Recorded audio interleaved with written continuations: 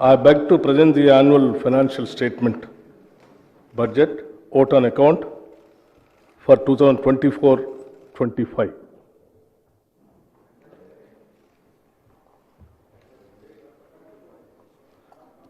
గౌరవ అధ్యక్ష, తెలంగాణ రాష్ట్ర 3వ శాసనసభ తొలి బడ్జెట్ సమావేశానికి స్వాగతం. మార్పును కోరుతూ స్వేచ్ఛ సాధించుకున్న తెలంగాణ ప్రజానికానికి మనస్ఫూర్తిగా నమస్కరిస్తున్నాం. భారత రాజ్యాంగ పీఠిక గుర్తు చేసుకుంటూ పౌరులెల్లరకు సామాజిక, ఆర్థిక, రాజకీయ న్యాయమును, భావ ప్రకటన, విశ్వాసము, ధర్మము, ఆరాధన వీటి స్వాతంత్రమును అంతస్తులోనూ అవకాశంలోనూ సమానత్వంలో చేకూర్చుటకు ఈ స్ఫూర్తితో మీ ముందుకు ఈ బడ్జెట్తో వచ్చాం. తెలంగాణ త్యాగమూర్తులు ఏ ఆశయాల కోసం ఆత్మార్పణ చేశారో వాటిని సాధించడం కోసం, వారి కలలను సాకారం చేయడం కోసం, వాటిని ఆచరణలోకి తీసుకొని రావటం కోసం ఈ సమావేశాల్లో మా కార్యాచరణ మీ ముందు ఉంచబోతున్నాం.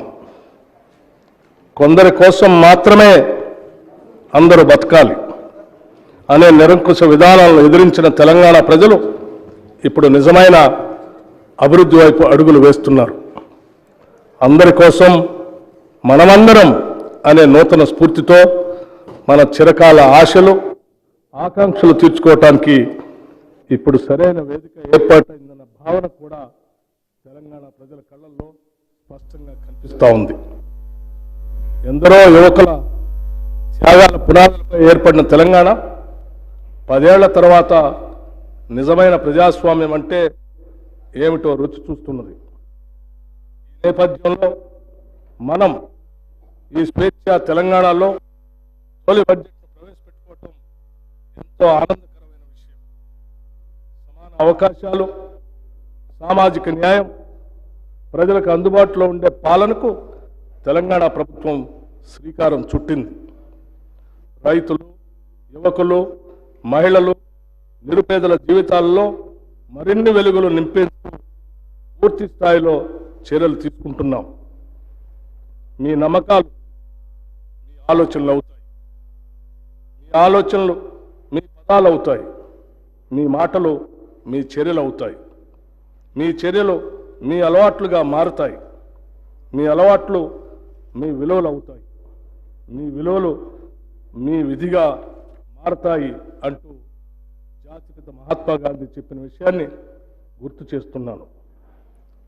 తెలంగాణ ప్రజల జీవితాల్లో గుణాత్మక మార్పు తీసుకురావాలనేది మా కృతనిశ్చయం.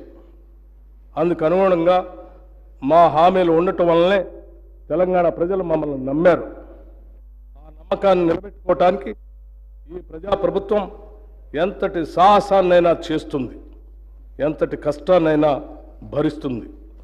ప్రజలకు నిజమైన ప్రతినిధులుగా మేము ఎంతటి త్యాగానికైనా సిద్ధంగా ఉన్నాం. పాలకులకు, ప్రజలకు మధ్య ఉన్న ఇనుప కంచెలు తొలగించడంతో ప్రారంభమైన మా ఈ ప్రజాపాలన మరింత పటిష్టంగా ముందుకు సాగుతుందనటంలో ఎటువంటి సందేహం లేదు. నిస్సహాయులకి సహాయం చేయటమే మా విధానం, ఇదే మా లక్ష్యం. తెలంగాణ ప్రజల దశాబ్దాల ఆకాంక్షను గౌరవిస్తూ 2014లో ప్రత్యేక రాష్ట్రాన్ని ఏర్పాటు చేసిన నాటి యూపీఏ ప్రభుత్వానికి ఈ ప్రక్రియలో కీలక పాత్ర పోషించిన నాటి యూపీఏ చైర్పర్సన్ శ్రీమతి సోనియా గాంధీ గారికి మరియు నాటి ప్రధాని డాక్టర్ మన్మోహన్ సింగ్ గారికి 4 కోట్ల తెలంగాణ ప్రజల తరఫున కృతజ్ఞతలు తెలుపుకోవటం మా కర్తవ్యం మరియు మనందరి బాధ్యత. స్వరాష్ట్రం కోసం ప్రాణాలు ఎందరో అమరవీరులకు మరొకసారి సభావేదికగా నివాళులు అర్పిస్తున్నాం. కేవలం లాంఛనంగా మాత్రమే నేను ఇది చెప్పటం లేదు. మనస్సాక్షిగా చెప్తున్న మాట ఇది. గౌరవ ముఖ్యమంత్రి శ్రీ రేవంత్ రెడ్డి గారు, నేను, మా మంత్రివర్గ సహచరులు తెలంగాణ ప్రజల ఆకాంక్షలు తీర్చడానికి ఏమాత్రం వెనుకాడం. ఇటీవల ముగిసిన అసెంబ్లీ ఎన్నికల సందర్భంగా తెలంగాణలో ఇందిరమ్మ రాజ్యం తెస్తామని మాటిచ్చాం. నిర్బంధాలు, నియంతృత్వ ధోరణులు ఉండవని చెప్పాం. ప్రజా సంక్షేమం కోసం 6 గ్యారంటీలు ప్రకటించాం. బాధ్యతలు స్వీకరించిన వెంటనే ఇచ్చిన హామీలు, చెప్పిన మాటకు కట్టుబడి హామీలకు చట్టబద్ధత కల్పించే ఫైలుపై గౌరవ ముఖ్యమంత్రి శ్రీ రేవంత్ రెడ్డి గారు తొలి సంతకం చేయటం మా ప్రభుత్వ సంకల్పానికి, చిత్తశుద్ధికి నిదర్శనం. నూతన ప్రభుత్వం తొలి అడుగులోనే సంక్షేమానికి నాంది పలికింది. ప్రజలకు ఇచ్చిన ప్రతి మాటకు ప్రభుత్వం కట్టుబడి ఉంది. మన రాష్ట్ర క్లిష్ట ఆర్థిక పరిస్థితులపై ఈ సభకు ఇదివరకే శ్వేతపత్రం ద్వారా సవివరంగా వాస్తవాలను తెలిపాం. ఇటువంటి విపత్కర ఆర్థిక పరిస్థితుల్లో కూడా మేము ప్రజా సంక్షేమానికి చేసిన వాగ్దానాలకి కట్టుబడి ఉన్నాం. ఆడమ్ స్మిత్ చెప్పినట్లుగా మానవ జీవన ప్రమాణాలు మొత్తంగా పెంచే బహుముఖ ప్రణాళిక అంటూ ఏదీ లేదు.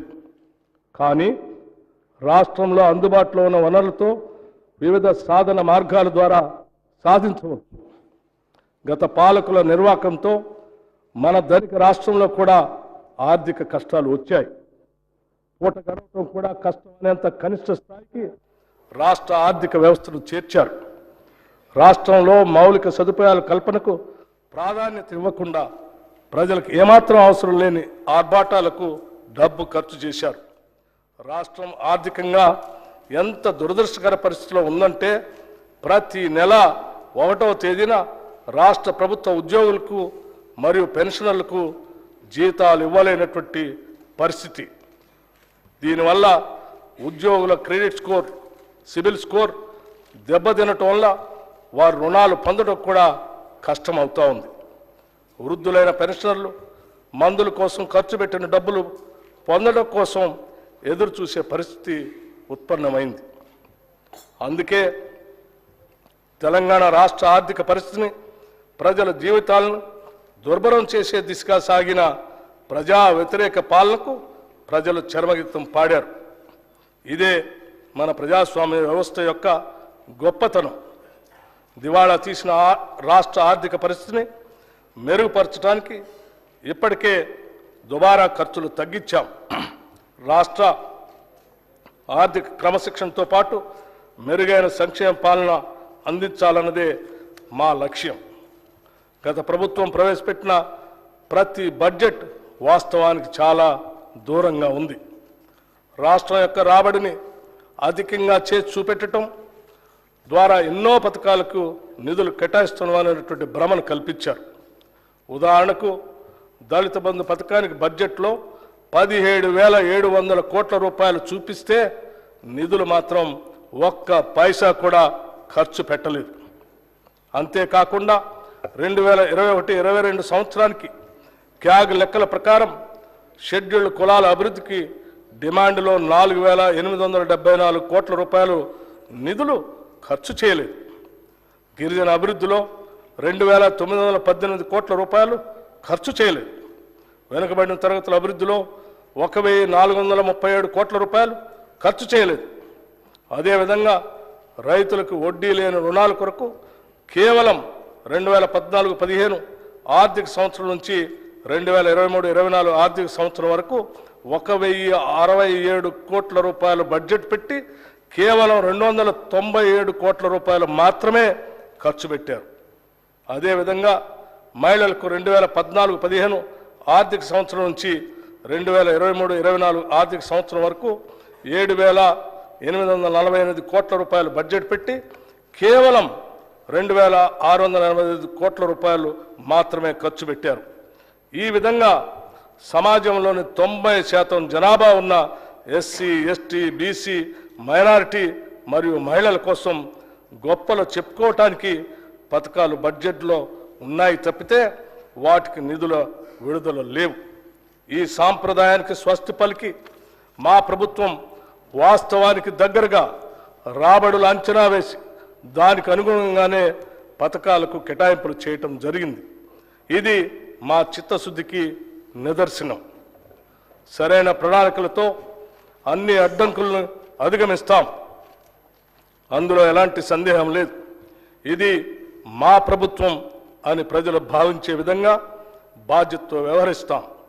మా ఈ నిర్ణయానికి గతంలో జరిగిన తప్పులు, చేసిన అప్పులు ఏమాత్రం అడ్డం కాలేవు.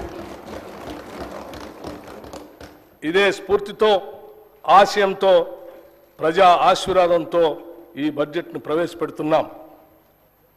2023-24 ఆర్థిక సంవత్సరంలో తెలంగాణ రాష్ట్ర స్థూల ఉత్పత్తి ప్రస్తుత ధరలో 2022-23తో పోల్చినప్పుడు 13,02,371 కోట్ల రూపాయల నుండి 14,49,708 కోట్ల రూపాయలకి పెరిగింది. అయితే ఆర్థిక వృద్ధి రేటు అదే కాలంలో 14.7% నుండి 11.3% క్షీణించింది. దేశీయ స్థాయిలో వృద్ధి రేటు మాత్రం 16.1% నుండి 8.9% పడిపోయి మరింత ఎక్కువగా క్షీణించింది. పర్యవసానంగా భారతదేశ జీడిపి వృద్ధి రేటుతో పోలిస్తే తెలంగాణ రాష్ట్ర వృద్ధి రేటు 2.4% ఎక్కువ.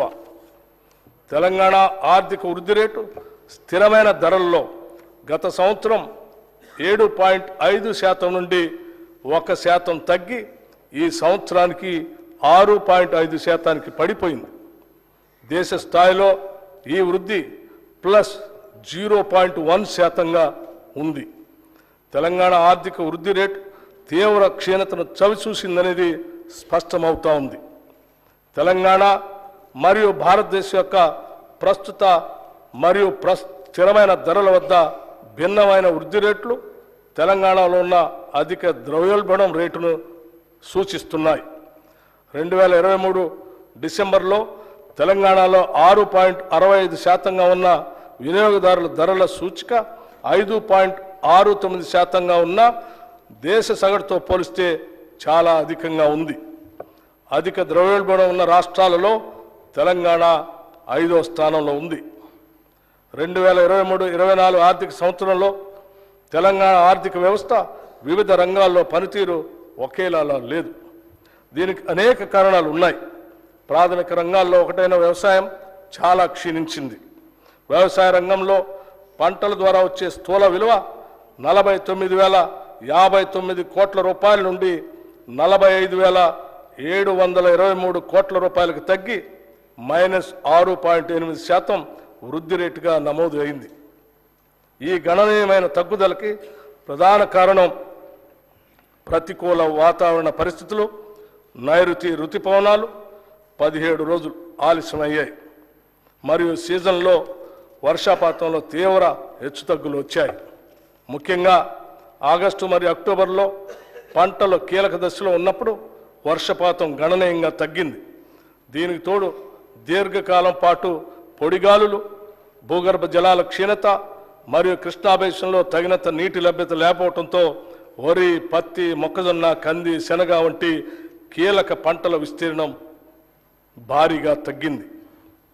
అదే సమయంలో తెలంగాణ ఆర్థిక వ్యవస్థలో ఇతర రంగాలకు కూడా వృద్ధి రేట్లో తరుగుదల నమోదు చేశాయి. విద్యుత్, గ్యాస్, నీటి సరఫరా, వాణిజ్యం మరియు మరమ్మత్తు సేవలు, హోటళ్లు మరియు రెస్టారెంట్లు, రైల్వేలు మరియు వాయు రవాణా వంటి రంగాలలో గణనీయమైన తగ్గుదల కనిపించింది. అయితే తయారీ రంగంలో మాత్రం పెరుగుదల కనిపించింది. గత సంవత్సరంలో నమోదైన 1.3% వృద్ధితో పోలిస్తే ఈ సంవత్సరం 5.9%గా వృద్ధి చెందింది. రియల్ ఎస్టేట్, నిర్మాణం మరియు మైనింగ్, క్వారీ వంటి ఇతర రంగాలు కూడా మునుపటి సంవత్సరంతో పోలిస్తే 2023-24లో అధిక వృద్ధి రేటును నమోదు చేశాయి. తెలంగాణ తలసరి ఆదాయం ప్రస్తుత ధరల ప్రకారం 2023-24లో 3,43,297 రూపాయలుగా ఉంటుందని అంచనా. గత తలసరి ఆదాయం 3,09,912 రూపాయలు. దీనితో పోలిస్తే ఈ సంవత్సరం పెరుగుదల కల్పిస్తున్నప్పటికీ వృద్ధి రేటు మాత్రం క్షీణించింది. కాంగ్రెస్ పార్టీ ఎన్నికల మేనిఫెస్టోలో ప్రకటించిన విధంగా అధికారంలోకి వచ్చిన వెంటనే ప్రగతి భవన్ను మహాత్మా జ్యోతిబా పూలే భవన్గా మార్చి ప్రజా పరిపాలనకి శుభారంభం చేశాం. ప్రతి వారం 2 రోజుల్లో ప్రజావాణి నిర్వహిస్తూ ప్రజల కష్టాలను ప్రత్యక్షంగా తెలుసుకుంటున్నాం. ఈ 2 నెలల్లో 43,054 దరఖాస్తులు వస్తే వాటిలో 14,951 ఇళ్ల కొరకు, 8,927 భూ సమస్యల గురించి, 3,267 పెన్షన్ల గురించి మరియు 3,134 ఉద్యోగ కల్పన గురించి వచ్చాయి. ప్రజావాణిలో వికలాంగులు, వృద్ధులు, మహిళలు మరియు పిల్లల కొరకు ప్రత్యేక కౌంటర్లను ఏర్పాటు చేసి అదనపు సౌకర్యాలు కూడా కల్పించాం. వైద్య సేవల నిమిత్తం వచ్చే రోగుల సహాయార్థం ఆరోగ్యశ్రీ కౌంటర్లను ఏర్పాటు చేశాం. ఒక పోర్టల్ ద్వారా ప్రజావాణి దరఖాస్తులన్నింటినీ నమోదు చేసి అవి పరిష్కారం అయ్యేదాకా వాటిని పర్యవేక్షించడానికి కలెక్టర్లకి, శాఖాధిపతులకి ఆదేశాలు ఇచ్చాం. ప్రజావాణి సక్రమంగా నిర్వహించేలాగా ఒక సీనియర్ ఐఏఎస్ని ప్రత్యేక అధికారిగా నియమించాం. సంపూర్ణ ప్రజా సంక్షేమమే కాంగ్రెస్ ప్రభుత్వ ప్రణాళిక. అందుకే 6 హామీలను ప్రజల ముందు ఉంచి వారి ఆమోదంతో ఈ శాసనసభ వేదిక ద్వారా వాటిని అమలు చేసేందుకు మా ప్రణాళికను మీ ముందు ఉంచుతున్నాం. హామీ ఇచ్చిన 6 గ్యారంటీల్లో 2 గ్యారంటీలను మేము బాధ్యతలు స్వీకరించిన 48 గంటల్లోనే ప్రారంభించి కాంగ్రెస్ ప్రభుత్వ చిత్తశుద్ధిని నిరూపించుకున్నాం. 6 హామీల అమలుకై అర్హులైన లబ్ధిదారుల నుండి దరఖాస్తులు స్వీకరించడం కోసం ప్రత్యేకంగా డిసెంబర్ 28 నుండి జనవరి 6 వరకు గ్రామాల్లో మరియు వార్డుల్లో సభలు ఏర్పాటు చేయడం జరిగింది. ఈ సభల్లో ప్రజలు 1.29 కోట్ల దరఖాస్తులు ఇవ్వటం జరిగింది. దీనిని బట్టి ప్రజల్లో ఈ హామీలపై ఉన్న విశ్వాసం అర్థమవుతా ఉంది. అందుకే ఒక ప్రత్యేక సాఫ్ట్వేర్ ద్వారా ఈ దరఖాస్తులను క్రోడీకరించే పని కూడా త్వరితగతిన పూర్తి చేయటం జరిగింది. దీనివల్ల మున్ముందు ఈ హామీల అమలులో లబ్ధిదారుల ఎంపిక మరియు వాటికి అవసరమైన నిధులు సమకూర్చుకోవటానికి మార్గం సులభతరం అవుతుంది. మహాలక్ష్మి పథకంలో భాగమైన ఉచిత ఆర్టీసీ బస్సు రవాణా సౌకర్యాన్ని మా ప్రభుత్వం డిసెంబర్ 9, 2023న ప్రారంభించడం జరిగింది. రాష్ట్ర మహిళలు ఈ పథకం పట్ల అత్యంత సంతృప్తి మరియు సంతోషం వ్యక్తం చేస్తున్నారు. ఈ పథకం సజావుగా సాగటానికి సకాలంలో ఆర్టీసీకి అవసరమైన నిధులు అందజేస్తున్నాం. ఇప్పటికే నెలకి 300 కోట్ల రూపాయల చొప్పున అదనపు నిధులు మంజూరు చేయటం జరిగింది. మరొక ముఖ్యమైన ప్రజా సంక్షేమ పథకం రాజీవ్ ఆరోగ్యశ్రీ. ఈ పథకం కింద మా హామీ ప్రకారం డిసెంబర్ 9, 2023 నుండి వైద్య ఖర్చుల పరిమితిని 5 లక్షల రూపాయల నుండి 10 లక్షల రూపాయల వరకు పెంచడం జరిగింది. గతంలో ఆరోగ్యశ్రీ కింద చెల్లించవలసిన బకాయిలు చెల్లించనందున ఆసుపత్రుల్లో ఆరోగ్యశ్రీ సేవలు నిలిచిపోయి సామాన్య ప్రజలు తీవ్ర ఇబ్బందులు ఎదుర్కొన్నందున మా ప్రభుత్వం దీన్ని ప్రాధాన్యతగా తీసుకుని గత బకాయిలను కూడా వెంటనే విడుదల చేయటం జరిగింది. భవిష్యత్తులో కూడా ఆరోగ్యశ్రీ కింద వైద్య సేవలకు ఎటువంటి అడ్డంకి లేకుండా అవసరమైన నిధులు చెల్లించడం జరుగుతుంది. మా ప్రభుత్వ హామీల్లో మరో ముఖ్యమైన 2 హామీలు గృహజ్యోతి మరియు 500 రూపాయలకే వంట గ్యాస్ సిలిండర్ సరఫరా. గృహజ్యోతి పథకం ద్వారా అర్హులైన వినియోగదారులందరికీ నెలకి 200 యూనిట్లు ఉచిత విద్యుత్తును అందించడానికి మరియు అర్హులైన వినియోగదారులకి 500 రూపాయలకే వంట గ్యాస్ సిలిండర్లు సరఫరా చేసే పథకాలకి మరో ముందడుగు వేశాం. ఫిబ్రవరి 4, 2024న రాష్ట్ర మంత్రివర్గ సమావేశం ఈ పథకాల అమలుకి ఆమోదం తెలిపింది. త్వరలోనే తగిన విధి విధానాలు రూపకల్పన చేసి వాటి ఫలాలను ప్రజలకు అందించడం జరుగుతుంది. మహాలక్ష్మి, రైతు భరోసా, ఇందిరమ్మ ఇళ్ళు, చేయూత, యువ వికాసం హామీల అమలుకు మా ప్రభుత్వం చిత్తశుద్ధితో ఉంది. వాటిని వీలైనంత త్వరలో అమలు చేసే సంకల్పంతో ఉన్నాం. ఈ బడ్జెట్లో ఈ పథకాల అమలుకి 53,196 కోట్ల రూపాయలు ప్రతిపాదించడం జరిగింది. ఈ కేటాయింపు ఒక ప్రాథమిక అంచనా ప్రకారం మాత్రమే చేయటం జరిగింది. హామీలకు సంబంధించిన విధి విధానాలను రూపొందించే పని ఇంకా కొనసాగుతున్నందున అది పూర్తయిన వెంటనే అమలుకు అవసరమైన పూర్తి నిధులు కేటాయిస్తాం. ఎన్నికల ప్రణాళికలో చెప్పిన ప్రతి హామీని నెరవేర్చేందుకు కృతనిశ్చయంతో ఉన్నాం. రైతుల కోసం ప్రకటించిన వరంగల్ డిక్లరేషన్, హైదరాబాద్లో ప్రకటించిన యువ డిక్లరేషన్, చేవెళ్లలో ప్రకటించిన ఎస్సీ ఎస్టీ డిక్లరేషన్, కామారెడ్డిలో ప్రకటించిన బీసీ మైనారిటీ డిక్లరేషన్ అన్నింటినీ ఖచ్చితంగా అమలు చేస్తాం. రాష్ట్రం పారిశ్రామికంగా అభివృద్ధి చెందటం వలన ఎన్నో సమస్యల పరిష్కారం అవుతాయి. లక్షలాది మందికి ఉపాధి అవకాశాలు దొరుకుతాయి. ఉత్పాదకత పెరుగుతుంది. అందుకే తెలంగాణ రాష్ట్రం సత్వర పారిశ్రామిక ప్రగతి సాధించేందుకు అన్ని చర్యలు ప్రారంభించాం. ఈ దిశగానే గౌరవ ముఖ్యమంత్రి శ్రీ రేవంత్ రెడ్డి గారు మరియు మన ఐటీ పరిశ్రమల శాఖ మార్చులు శ్రీ దుద్దిళ్ల శ్రీధర్ బాబు గారు ఇటీవల స్విట్జర్లాండ్లోని దావోస్లో జరిగిన వరల్డ్ ఎకనామిక్ ఫోరం వార్షిక సమావేశంలో పాల్గొన్నారు. మన రాష్ట్రానికి భారీగా పెట్టుబడులు తెచ్చే లక్ష్యంతో పలు పారిశ్రామికవేత్తలతో వరుస సమావేశాలు నిర్వహించారు. తత్ఫలితంగా మన రాష్ట్రానికి దాదాపు 40,000 కోట్ల రూపాయలకు పైబడి పెట్టుబడులు రానున్నాయని ఈ సందర్భంగా చెప్పటానికి సంతోషిస్తున్నాం. తెలంగాణ ప్రభుత్వం అనుసరించబోయే విధానాలను ప్రఖ్యాత పారిశ్రామికవేత్తలు ప్రశంసించిన విషయాన్ని కూడా ఈ సందర్భంగా మీకు తెలియజేస్తున్నాం. తెలంగాణలో పెట్టుబడులు పెట్టేందుకు అత్యంత సానుకూలత వ్యక్తం కావటం మా పాలనపై ఉన్న నమ్మకానికి నిదర్శనం. ఈ పెట్టుబడుల ద్వారా మన రాష్ట్ర స్థూల ఉత్పత్తి పెరిగి ప్రజలకు సంపద పెరుగుతుంది అనటంలో ఎటువంటి సందేహం లేదు. ప్రజలకు ఉపాధి అవకాశాలు కల్పించడంలో చిన్న మరియు సూక్ష్మ పరిశ్రమలు చాలా పెద్ద పాత్ర పోషిస్తాయి.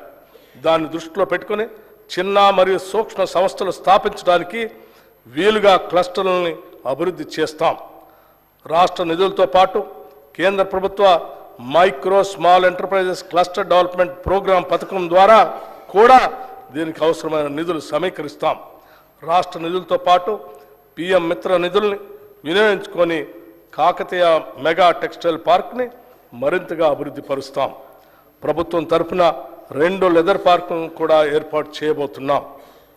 పారిశ్రామిక అభివృద్ధి అనేది ఒక చోట కేంద్రీకృతం అయినప్పుడు ప్రాంతీయ ఆర్థిక అసమానతలు తలెత్తుతాయి. ఇది దృష్టిలో పెట్టుకొని రాష్ట్ర నలుమూలలు అభివృద్ధి చెందడానికి ఫార్మా క్లస్టర్లను ఏర్పాటు చేయడానికి నిర్ణయించాం.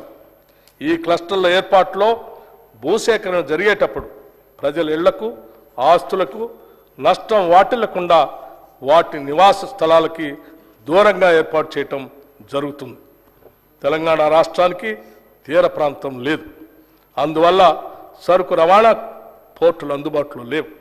ఈ లోటును భర్తీ చేసుకోవడానికి డ్రై పోర్టులను అందుబాటులోకి తీసుకొని రావడానికి ఒక బృహత్తర ప్రణాళికను రూపొందించాం. డ్రై పోర్టులు ఏర్పాటు చేయడం ద్వారా సరుకు రవాణా ఖర్చులు గణనీయంగా తగ్గుతాయి. మన ఉత్పత్తుల్ని సులభంగా ఎగుమతి చేసుకునే సౌకర్యం మన రాష్ట్ర పారిశ్రామిక రంగానికి అందించబోతున్నాం. ఈ బడ్జెట్లో పరిశ్రమల శాఖకి 2,543 కోట్ల రూపాయలు ప్రతిపాదిస్తున్నాం.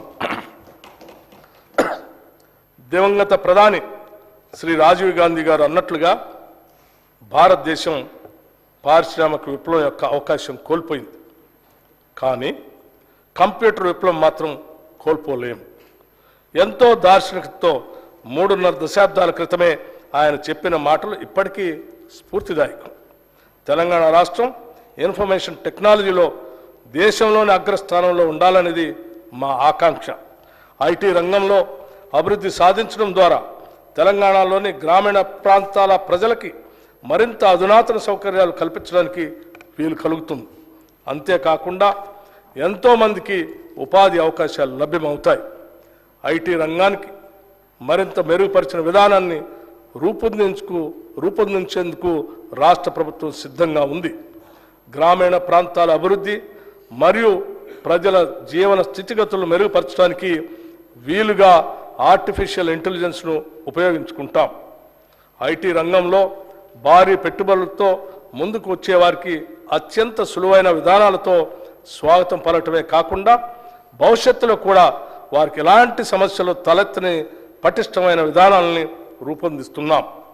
అత్యంత అధునాతనమైన మౌలిక సదుపాయాలు కల్పించడం ద్వారా ఐటీ రంగంలో నైపుణ్యం మరింత వృద్ధి చెందే విధంగా మా నూతన పాలసీ ఉంటుంది.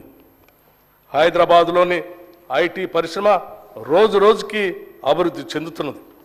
ఐటీ పరిశ్రమలతో హైదరాబాద్ కిటకిటలాడుతున్నది. కానీ రాష్ట్ర సమగ్రాభివృద్ధి జరగాలంటే ఒక్క హైదరాబాద్ మాత్రమే అభివృద్ధి జరిగితే సరిపోదు. ఇలాంటి అభివృద్ధి తెలంగాణ రాష్ట్ర నలుమూలలకు కూడా విస్తరించాలి. ఈ కారణంగా ఐటీ పరిశ్రమను ద్వితీయ తృతీయ శ్రేణి నగరాలకు విస్తరించేందుకు ప్రణాళికలు రచిస్తున్నాం. రాష్ట్ర వ్యాప్తంగా అన్ని ప్రాంతాల్లో ఐటీ పరిశ్రమలు రావాలంటే పటిష్టమైన విధానం ఉండాలి. అందుకే అమెరికాలోని ఐటీ సర్ అనే సంస్థతో సంప్రదింపులు జరుపుతున్నాం. దీనివల్ల తెలంగాణ రాష్ట్రం ఐటీ రంగంలో తిరుగులేని శక్తిగా మారుతుందనటంలో సందేహం లేదు. దేశంలోనే అత్యంత పటిష్టమైన ఫైబర్ నెట్వర్క్ కనెక్షన్ ఉండే రాష్ట్రంగా తెలంగాణని తీర్చిదిద్దుతాం. ఈ బడ్జెట్లో ఐటీ శాఖకు 774 కోట్ల రూపాయలను ప్రతిపాదిస్తున్నాం. ప్రజాస్వామ్యం అనేది కేవలం ప్రభుత్వ రూపం కాదు. ఇది ప్రాథమికంగా అనుబంధిత జీవన విధానం, ఉమ్మడి కమ్యూనిటీ అనుభవం. ఇది తప్పనిసరిగా తోటివారి పట్ల గౌరవం మరియు గౌరవప్రదమైన వైఖరి అన్కోట్ డాక్టర్ బిఆర్ అంబేద్కర్. గ్రామాల అభివృద్ధితో ప్రతి పల్లె కళకళలాడేలా చేయటమే మా ప్రభుత్వ ప్రాధాన్యత. అందుకే గ్రామీణ అభివృద్ధి విషయంలో గత 10 ఏళ్లలో పడ్డ తప్పటడుగుల్ని సరిచేయబోతున్నాం.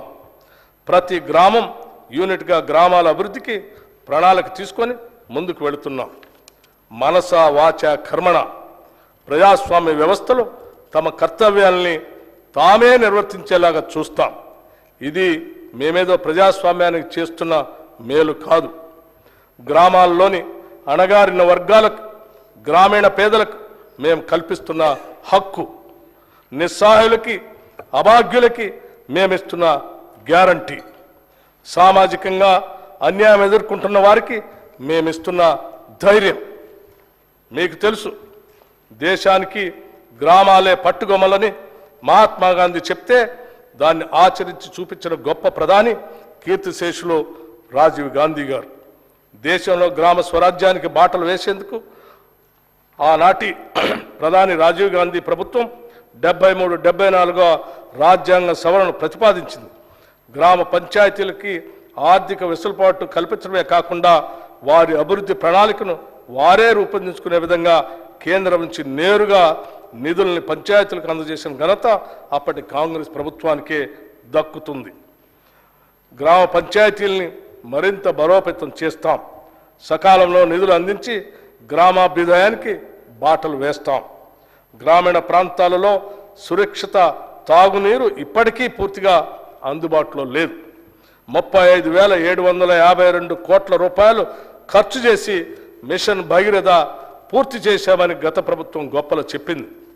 వాస్తవానికి ఇన్ని వేల కోట్లు ఖర్చు చేసినా ఈనాటికి రాష్ట్రంలో సురక్షిత మంచినీరు లేని గ్రామాలు ఎన్నో ఉన్నాయి. కేంద్ర జల మంత్రిత్వ శాఖ కూడా అప్పటి రాష్ట్ర ప్రభుత్వం తెలంగాణలో 100% ఇళ్లకు సురక్షిత మంచినీరు అందుతుందని చెప్పడాన్ని తప్పుబట్టింది. ఈ విషయంలో అప్పటి రాష్ట్ర ప్రభుత్వం తప్పుడు నివేదికలు ఇవ్వటం వల్ల కేంద్ర జల మంత్రిత్వ శాఖ మన రాష్ట్రానికి హక్కుగా రావాల్సిన నిధులు కూడా ఇవ్వలేదు. స్థానికంగా ఉన్న నీటి వనరుల్ని వాడుకోవటం కాకుండా సుదూర ప్రాంతాల నుంచి పైప్ లైన్ల ద్వారా తాగునీరు అందించే ప్రయత్నం చేయటం వలన ఖర్చు ఎన్నో రెట్లు పెరిగి చివరకు సమస్యలు తలెత్తుతున్నాయి. స్థానిక నీటి వనరులను నిర్లక్ష్యం చేసి ఎక్కడి నుంచో నీరు తేవటం అనేది ప్రయాసతో కూడుకున్న పని. కేవలం కాంట్రాక్టర్లు మాత్రమే ఈ కార్యక్రమం ద్వారా లాభపడ్డారు. ఈ కారణంగా గ్రామీణ పేదలు సురక్షిత మంచినీటి కోసం ఇంకా ఇబ్బంది పడుతూనే ఉన్నారు. మిషన్ భగీరథ కార్యక్రమాన్ని ఇప్పటికైనా ప్రక్షాళన చేయకపోతే ఎంతో ప్రజాధనం వృధా అయ్యే ప్రమాదం ఉందని మీకు తెలియజేస్తున్నాం. అందుకే ఈ దిశగా దిద్దుబాటు చర్యలు ప్రారంభించాం. 2014 సంవత్సరంలో కొత్తగా ఏర్పడిన మన రాష్ట్రానికి మొదటి ఆర్థిక సంఘం నియమించుకోవటం జరిగింది. రాష్ట్ర ఆర్థిక సంఘం తన నివేదికలో రాష్ట్ర నికర స్వంత పన్నుల ఆదాయంలో 11% నిధులు గ్రామీణ మరియు పట్టణ స్థానిక సంస్థలకు కేటాయించమని సిఫార్సు చేసింది. ఈ 11%లోని 61% నిధులు గ్రామీణ స్వయం ప్రతిపత్తి సంస్థలు కేటాయించాలని కూడా సిఫార్సు చేసింది. ఈ సిఫార్సుల్ని గత రాష్ట్ర ప్రభుత్వం పట్టించుకోలేదు. నిబంధనల ప్రకారం రాష్ట్ర ఆర్థిక సంఘం యొక్క నివేదికపై తీసుకున్న చర్యలను అసెంబ్లీలో ఉంచాలి. అయినా కూడా దాన్ని పూర్తిగా నిర్లక్ష్యం చేశారు. మా ప్రభుత్వం ఆ సిఫార్సులను వెంటనే ఆమోదించింది. ఆ ప్రకారమే నిధులు విడుదల చేస్తుంది. 1 దశాబ్దం వరకు కూడా శాసనసభలో రాష్ట్ర ఆర్థిక సంఘ నివేదికను ప్రవేశపెట్టలేదు. దానిని మా ప్రభుత్వం ఆమోదించి ఈ సభ ముందు ఉంచుతున్నాం. ఈ బడ్జెట్లో పంచాయతీరాజ్ గ్రామీణ అభివృద్ధి శాఖకు 40,080 కోట్ల రూపాయలు ప్రతిపాదిస్తున్నాం. తెలంగాణ రాష్ట్రానికి హైదరాబాద్ పాలనా కేంద్రం మాత్రమే కాదు, రాష్ట్ర అభ్యున్నతికి అవసరమైన ఆర్థిక వనరులను అందించే గుండెకాయ లాంటిది. హైదరాబాద్కు ఈ ఆర్థిక శక్తినిచ్చింది గత కాంగ్రెస్ ప్రభుత్వాలే. రక్షణ రంగ సంస్థలు, ఫార్మా పరిశ్రమలు, ఐటీ పరిశ్రమలు వంటి మౌలిక పరిశ్రమల స్థాపన మొదలుకొని మెట్రో రైలు వరకు, శంషాబాద్ విమానాశ్రయం మొదలుకొని ORR వరకు, తాగునీటి అవసరాల కోసం మంజీరా, కృష్ణా మరియు గోదావరి జలాల సరఫరా, నగరానికి 24 గంటల విద్యుత్ సరఫరా చేసే వ్యవస్థతో పాటు హైదరాబాదులో అంతర్జాతీయ స్థాయి మౌలిక సదుపాయాల కల్పన కూడా జరిగింది కాంగ్రెస్ ప్రభుత్వాల హయాంలోనే. హైదరాబాద్ అభివృద్ధి ద్వారా సృష్టించబడిన సంపద ఏ కొందరు అధికారులకో లేదా నాయకుల స్వార్థం కోసం కాదు, అది యావత్తు ప్రజలందరికీ చెందాలనేదే మా లక్ష్యం, మా మార్గం. అందుకే పాలనా పరంగా అన్ని సంస్థలని, వ్యవస్థల్ని ప్రక్షాళన చేస్తున్నాం. మూసీ ప్రక్షాళనతో పాటు మూసీ పరివాహక ప్రాంతాన్ని ఉపాధి కల్పనా జోన్గా మార్చే కార్యాచరణ మొదలుపెట్టాం. మూసీ అంటే ముక్కు మూసుకొని పోవాల్సిన పరిస్థితి నుండి దానిని పునరుజ్జీవింప చేయడానికి వడివడిగా అడుగులు వేస్తున్నాం. మూసీ రివర్ ఫ్రంట్ని అభివృద్ధి పరిచేందుకు నూతన విధానాలను ఆకలింపు చేసుకుంటున్నాం. గౌరవ ముఖ్యమంత్రి శ్రీ రేవంత్ రెడ్డి గారు మరియు అధికారులు ఇటీవల లండన్ పర్యటన సందర్భంగా థేమ్స్ నదీ నిర్వహణ తీరుని పరిశీలించారు. ఏ మాత్రం కాలుష్యం లేకుండా థేమ్స్ నది లండన్ నగరం మధ్య నుంచి ప్రవహిస్తున్న తరహాలోనే మూసీ రివర్ ఫ్రంట్ని అభివృద్ధి పరచాలని ఆకాంక్షిస్తున్నాం. ఈ మేరకు ఇటీవల హైదరాబాద్ వచ్చిన British high commissioner Alex Ellis మరియు నీతి ఆయోగ్ వైస్ చైర్మన్ శ్రీ సుమన్ బెర్రీలతో కూడా ప్రభుత్వం చర్చలు జరిపింది. Musi river front development project ద్వారా ఈ కార్యక్రమం చేపడతాం. దీనిలో భాగంగా పాదచారుల జోన్లు, పీపుల్స్ ప్లాజాలు, పాత నగరంలోని హెరిటేజ్ జోన్లు, హాకర్ జోన్లు, చిల్డ్రన్స్ థీమ్ పార్కులు, ఎంటర్టైన్మెంట్ జోన్లు అభివృద్ధి చేస్తాం. మూసీ నదీ తీరాన్ని ఒక పర్యావరణ హిత పద్ధతిలో సమగ్ర ప్రణాళికతో అద్భుతంగా తీర్చిదిద్దుతాం. మన సాంస్కృతిక కట్టడాల పరిరక్షణ కూడా ఈ పథకంలో భాగంగా అమలు చేస్తాం. దీనికి కావలసిన నిధుల్లో ఎక్కువ శాతం నది చుట్టూ ఉన్న భూముల్ని వాణిజ్య అవసరాలకు అనుగుణంగా మార్చి సమకూరుస్తాం. భవిష్యత్తులో ఈ ప్రాజెక్ట్ చార్మినార్, హైటెక్ సిటీ, సాలార్జింగ్ మ్యూజియం మరియు ఇతర పర్యాటక స్థలాలతో సమానంగా పోటీ పడుతుందనటంలో ఎటువంటి సందేహం లేదు. హైదరాబాద్ మెడలో అందమైన హారంలాగా మూసీ నదిని తీర్చిదిద్దుతాం. దీనికోసం 1000 కోట్ల రూపాయలు ఈ బడ్జెట్లో ప్రతిపాదిస్తున్నాం. తెలంగాణలో అభివృద్ధి వికేంద్రీకరణకి ప్రభుత్వం కట్టుబడి ఉంది. హైదరాబాద్ కేంద్రంగా రాష్ట్రాన్ని 3 జోన్లుగా ప్రభుత్వం భావిస్తుంది. ఔటర్ రింగ్ రోడ్ లోపల ఉన్న హైదరాబాద్ నగరం పట్టణ ప్రాంతంగా, ఔటర్ రింగ్ రోడ్డు ప్రతిపాదిత రీజనల్ రింగ్ రోడ్డు మధ్య ఉన్న ప్రాంతం పెరి అర్బన్ జోన్గా, ప్రతిపాదిత రీజనల్ రింగ్ రోడ్ ఆవల ఉన్న భాగాన్ని గ్రామీణ జోన్గా నిర్ధారించి దానికి తగ్గట్లుగా అభివృద్ధి ప్రణాళికలు సిద్ధం చేయాలని ప్రభుత్వం ఆలోచిస్తుంది. రాష్ట్రంలోని అన్ని పుర ప్రాంతాలని సమగ్రంగా అభివృద్ధి చేసేందుకు పూర్తి స్థాయి ప్రణాళికలు కూడా సిద్ధం చేస్తున్నామని తెలియజేస్తున్నాం. రాష్ట్ర ఆర్థిక సిఫార్సుల మేరకు పట్టణ ప్రాంత అభివృద్ధికి నిధులు విడుదల చేస్తాం. ఈ బడ్జెట్లో పురపాలక శాఖకి 11,692 కోట్ల రూపాయలు ప్రతిపాదిస్తున్నాం. రైతు బాగుంటేనే ఊరు బాగుంటుంది. వ్యవసాయం లాభసాటిగా ఉంటేనే రాష్ట్రం యొక్క ఆర్థిక పరిస్థితి మెరుగుపడుతుంది. అందుకే రైతు రుణమాఫీ అంశాన్ని మేము మా ఎన్నికల ప్రణాళికలో కూడా స్పష్టంగా పేర్కొన్నాం. ఎన్నికల ముందు ప్రజలకి హామీ ఇచ్చిన విధంగానే రైతు రుణమాఫీ పథకాన్ని అమలు చేయబోతున్నాం. 2 లక్షల రూపాయల రుణమాఫీపై త్వరలోనే మా కార్యాచరణ ఉంటుంది.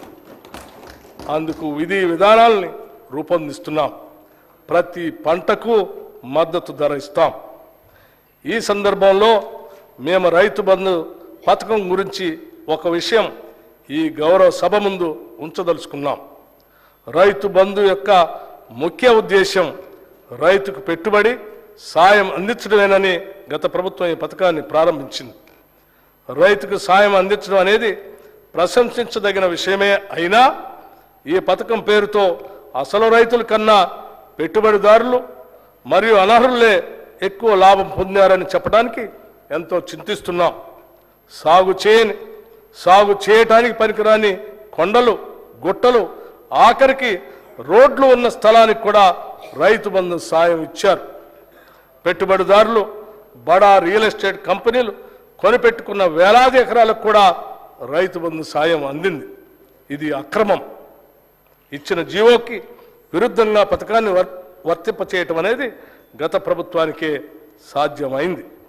జరిగిన ఈ అక్రమాల కారణంగా మేము రైతు బంధు నిబంధనలను పునఃసమీక్ష చేసి నిజమైన అర్హులకి రైతు భరోసా కింద ఎకరానికి 15,000 రూపాయలు అందించేందుకు కృతనిశ్చయంతో ఉన్నాం.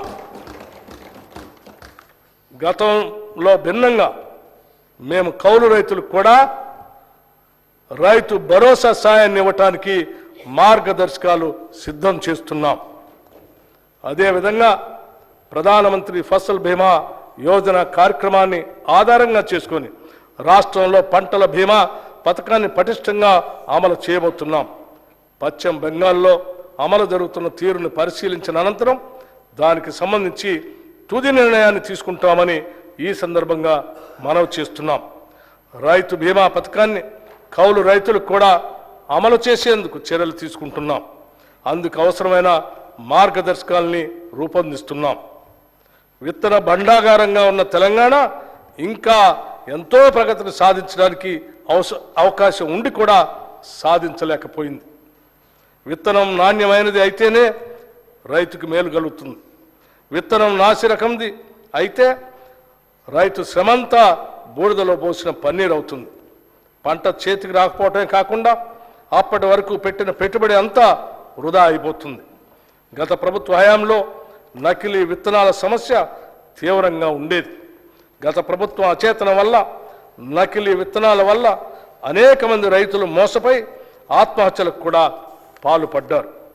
నాసిరకం విత్తనాల్ని, నకిలీ విత్తనాల్ని అరికట్టేందుకు మా ప్రభుత్వం కఠిన చర్యలు తీసుకుంటుంది. రైతుకు నష్టం చేసే ఏ విత్తన వ్యాపారిని మా ప్రభుత్వం ఉపేక్షించదు. దీనితో పాటు నాణ్యమైన విత్తన ఉత్పత్తి విషయాల్లో పురోభివృద్ధి సాధించేందుకు సకల చర్యలు చేపడుతున్నాం. ఈ మేరకు త్వరలో ఒక నూతన విత్తన విధానం తీసుకురాబోతున్నాం. ఈ సంవత్సరంలో ఆయిల్ పామ్ సాగు విత్తన అదనంగా 1,00,000 ఎకరాలు పెంచడానికి తగు చర్యలు తీసుకుంటున్నాం. ఇవన్నీ రైతుని రాజును చేయటానికే మేము తీసుకోబోతున్న చర్యలు. ఈ బడ్జెట్లో వ్యవసాయ శాఖకి 19,746 కోట్ల రూపాయలు ప్రతిపాదిస్తున్నాం. గత ప్రభుత్వం ఎంతో హడావుడిగా ఎలాంటి అధ్యయనం చేయకుండా తీసుకొచ్చిన ధరణి పోర్టల్ కారణంగా ప్రజలు ఎన్నో సమస్యలు ఎదుర్కొన్నారు. ధరణి కొంతమందికి భరణంగా, మరికొంతమందికి ఆభరణంగా, చాలామందికి భారంగా మారింది. గత ప్రభుత్వం చేసిన తప్పులతో ఎంతోమంది తమ అవసరాల కోసం సొంత భూమిని కూడా అమ్ముకోలేకపోయారు. పిల్లల పెళ్లిళ్ళకి, చదువులకి, ఇతర అవసరాలు తీర్చుకోలేక తీవ్ర ఆవేదన చెందారు. ఇదంతా లోపభూయిష్టమైన ధరణి పోర్టల్ కారణంగానే జరిగింది. ఇప్పుడు మా ప్రభుత్వం ఏర్పడిన తర్వాత రికార్డులు పరిశీలించిన మీదట ఇది నిజమేనని తేలింది. అందుకే ఈ సమస్యను పరిష్కరించేందుకు మా ప్రభుత్వం అత్యధిక ప్రాధాన్యతనిచ్చింది. ఇచ్చిన హామీ మేరకు రెవెన్యూ వ్యవస్థను ప్రక్షాళన చేసేందుకు సత్వర చర్యలు తీసుకున్నాం. ధరణి పోర్టల్ అమలు కారణంగా వచ్చిన సమస్యలను అధ్యయనం చేయడానికి 5 సభ్యులతో ఒక కమిటీని నియమించాం. అధికారంలోకి వచ్చిన నెల రోజుల్లోనే ఇంతటి కీలకమైన నిర్ణయం తీసుకొని నిపుణుల కమిటీకి బాధ్యత అప్పగించడం గతంలో ఎన్నడూ జరగలేదు. ఎస్సీ, ఎస్టీ మరియు మైనారిటీ సంక్షేమం కోసం పెద్ద ఎత్తున ఆలోచన చేస్తున్నాం.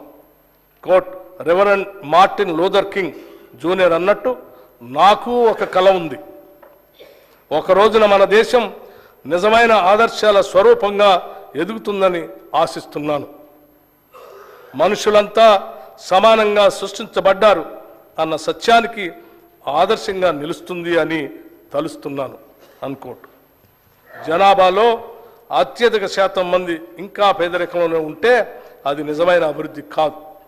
మన తెలంగాణ రాష్ట్రంలో గత దశాబ్ద కాలంగా పేదలకి, ధనికులకి మధ్యన అంతరం మరింత పెరిగింది.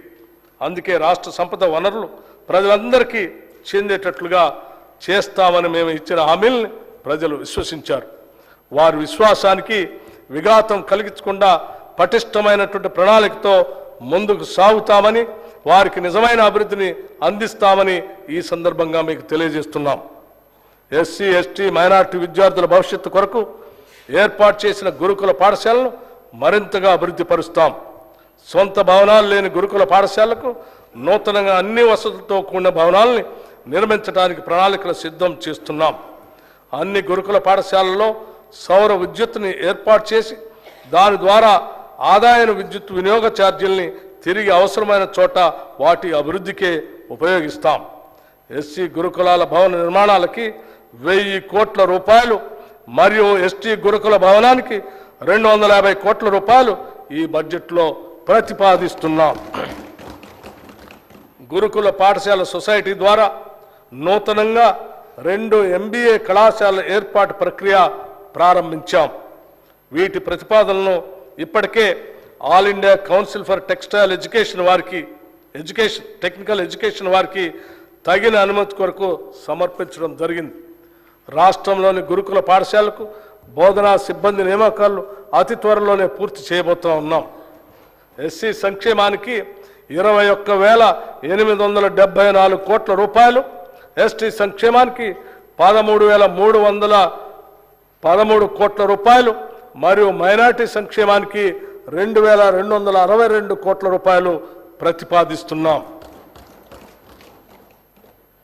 బీసీ సంక్షేమం మనిషిని మహోన్నతుడిగా తీర్చిదిద్దేదే విద్య ఒక్కటే అని చెప్పిన మహాత్మా జ్యోతిబా పూలే అడుగుజాడల్లో నడిచేందుకు సంకల్పించుకున్న ప్రభుత్వం మాది. ఈ దిశలోనే మేము బీసీ డిక్లరేషన్ ఇచ్చి తెలంగాణలోని వెనుకబడిన ప్రజల ఆకాంక్షలు తీర్చేందుకు ముందుకు వెళుతున్నాం. గతంలో బీసీల సంక్షేమం కోసం, విద్య కోసం ఎంతో ఘనంగా కేటాయింపులు చేసేవారు. అయితే కేటాయించిన నిధులు విడుదల అయ్యేవి కాదు. కేవలం ఎన్నికల సంవత్సరంలో మాత్రమే కేటాయించిన నిధుల్లో కొంత మేరకు విడుదల చేసేవారు. ఈ విధంగా ప్రజలను మభ్యపెట్టే ఒక దుష్ట సాంప్రదాయాన్ని గత ప్రభుత్వం అనుసరించింది. అయితే పేద బడుగు బలహీన వర్గాలకు చెందిన విద్యార్థులకి మెరుగైన సౌకర్యాలు కల్పించి నాణ్యమైన విద్యను అందించాలన్నదే మా సంకల్పం. అదేవిధంగా సమాజంలోని అత్యంత నిరుపేదలైన వారి కుటుంబాల నుంచి వచ్చే విద్యార్థులు ఎక్కువగా ఉండే గురుకుల పాఠశాలపై మరింత ఎక్కువ మొత్తంలో నిధులు ఖర్చు చేయాలని నిర్ణయించాం. కేంద్రం అమలు చేస్తున్న సావిత్రిబాయి పూలే అభ్యుదయ యోజన పథకం నుంచి కూడా అదనపు నిధులు సాధించి తెలంగాణలో పకడ్బందీగా అమలు చేస్తాం. బీసీ విద్యార్థులకి ఉపకార వేతనాలను క్రమం తప్పకుండా అందిస్తాం. అంతేకాదు విదేశీ విద్యా పథకం కింద మరింత ఎక్కువ మంది విద్యార్థులకు చేయూత అందిస్తాం. ఈ చర్యల ద్వారా బలహీన వర్గాలకు చెందిన విద్యార్థులు మరే ఇతర విషయాల గురించి ఆలోచించకుండా విద్యాభ్యాసం చేసి జీవితంలో ఉన్నత శిఖరాలకు అందుకునే విధంగా వారికి సహాయపడతాం. ప్రైవేటు భవనాల్లో ఉన్న బీసీ హాస్టళ్లకు ప్రభుత్వ భవనాలు కట్టిస్తాం.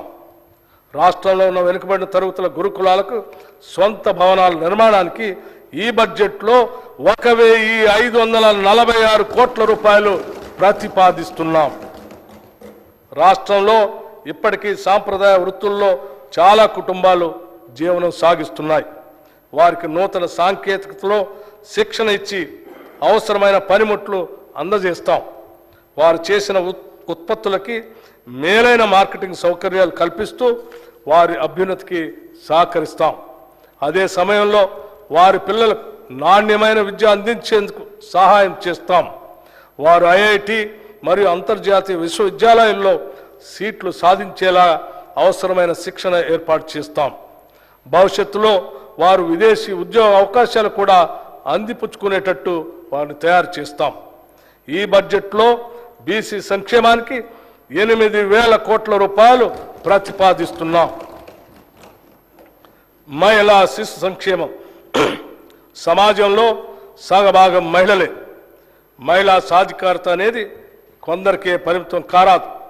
ఈ కారణంతోనే కాంగ్రెస్ ప్రభుత్వం తమ మేనిఫెస్టోలో సింహభాగం మహిళల గురించి హామీలు ఇచ్చింది.